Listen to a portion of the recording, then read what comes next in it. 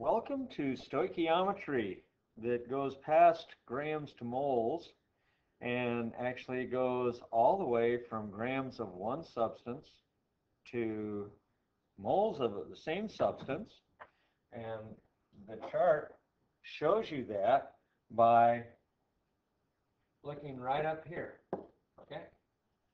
Grams of one substance to moles of a substance. Also, we can start at particles of a substance and go to moles of a substance. Whatever we do, whether we're given moles here, or we're given grams, or we're given particles, we're always going to wind up at moles right here. So, what we need to do in going from moles of one substance to moles of another, and if you look here, this is the given stuff, and in the problem we're about to do, the given stuff is going to be sulfur dioxide, SO2. The unknown is going to be this box down here represents all the products across the bottom here, which are grams, moles, and particles, exactly like what you see upstairs. The difference? This is the unknown, and in the problem we're about to do, the unknown will be sulfuric acid, H2SO4. The only way to get from the moles up here to the moles down here is through the balanced equation. And once we have the balanced equation, we can get a mole ratio of the given, which is up here, and the unknown, or the find, which is down here. And the only way to understand this is to do a bunch of problems. So that is what we are about to do. Now what I'd like you to do right now is turn off this video and copy down this chart, word for word, letter for letter, everything exactly as you see it here. Now that you have this chart copied, we're going to actually solve this problem in stoichiometry. And if you look at page 362 in your textbook, problem number 14, you will see that there is a given and a find. Now what I'd like you to do is stop your video again, and you're going to write down the entire equation and balance it. And that might be a little challenge for you, but I want you to do the best you can. So pause right now. So in using this chart, what you want to do is realize that all of these things are here because you might start at any one of them. When I say any one of them, I mean you could be given grams, you could be given moles, you could be given particles. Whatever you're given, this is where you're starting. And wherever you start, you have to get to moles. Because you're not going to be able to take this trip unless you're already at moles. So, a balanced equation is going to give you a mole ratio. Here's our balanced equation. In the equation in the do now, you had hydrogen and oxygen together making water. The mole ratio of water to hydrogen was 2 to 2 when we balanced the equation, right? That's what we need. That's what we did here. That's what Gina was doing. And that then could take us down to the moles. And once we got to moles, if moles was what we were supposed to find, we're done. If we were supposed to find grams, we'd have to do the bit to get to grams, and that happens with the periodic chart, right? So if we were trying to get to particles, then we'd have to go to here, and that happens with AVO. Making sense? Making some sense?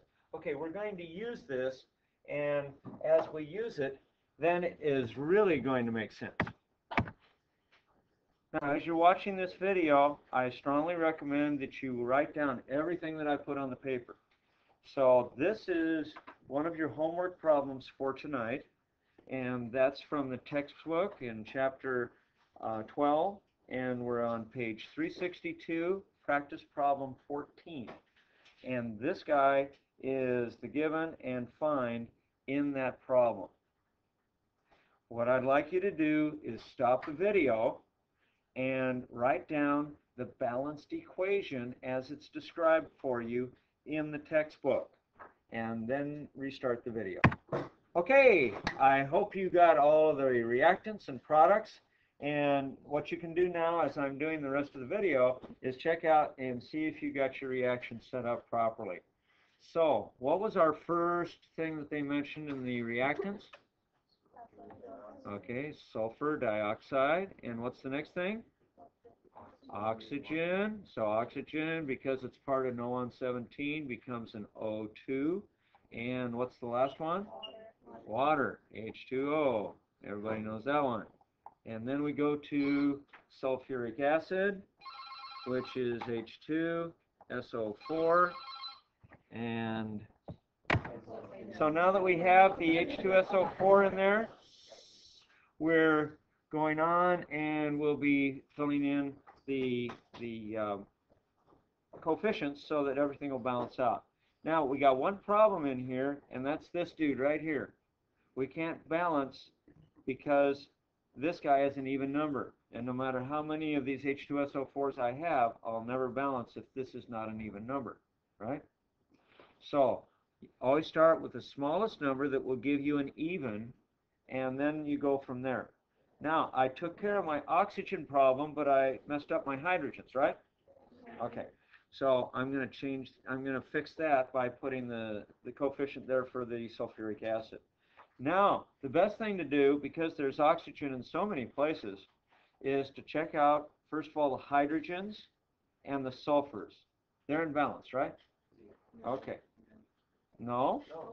I've got four hydrogens, 1 sulfur. Ah, I am not. Right, because the coefficient here, I have 2 sulfurs, and that means I have to have a 2 out here. Now we get to check it out. So how many oxygens do I have because of the 2? 8. So let's see, we got 2 here because of the 2. 2 here, that's 4. And 4 here, 8. Yes.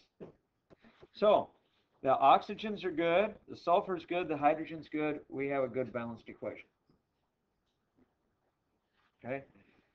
That, if you're having problems with that in class now, I'm going to have to help you out later on. But this is the correctly balanced equation.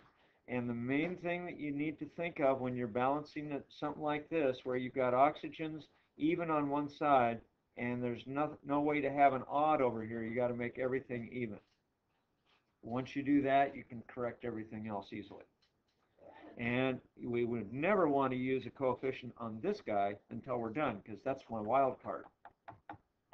Once I've got evens over here, no matter what I wound up with on this side, if I didn't have it, that would be easy to fix by multiplying this guy out. Ani, what was your question? Got to put a 2 in front, and that makes it even. Yeah. Because it was odd before I put the 2 in front. Did that make sense? Yeah. Okay. Let's move on. Now, let's solve our problem. What's our first fraction going to look like? 2.5 grams SO2, and that's going to be over 1. Okay? And now let's look back here. The best way to learn how to use this chart is to show you what's going on. So, the grams of the SO2 is where we started from, and we have just put ourselves on the chart. And we're sitting right here. All right, now let's go on. How do we get grams into moles? What has to be on the bottom here? Grams of SO2, and what's going to be on the top? Moles of SO2. Why did I do that? Because the only place to go from here is to change to moles. Are we okay? And we're going to do this with the chart.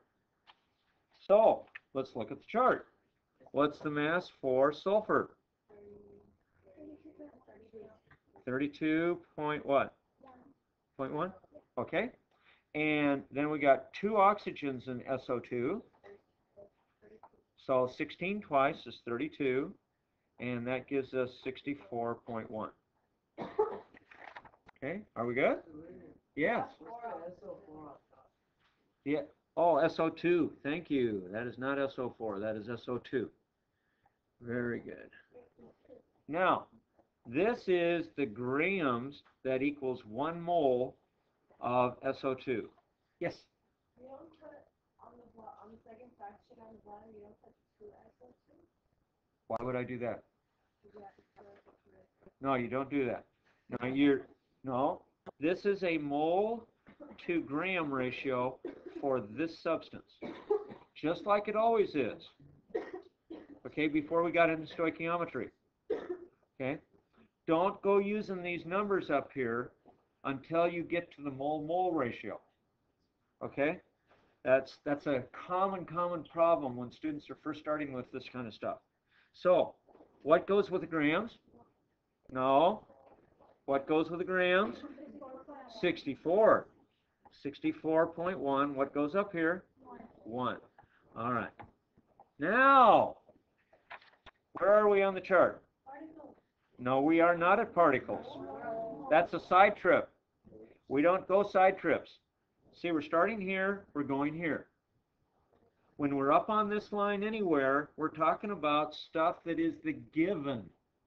When we're down on this line, any of these things are the find. In fact, they're all find. They're all find, yes. So I'm going to have to stop the video right now, and we will continue with a new video as soon as this baby completes.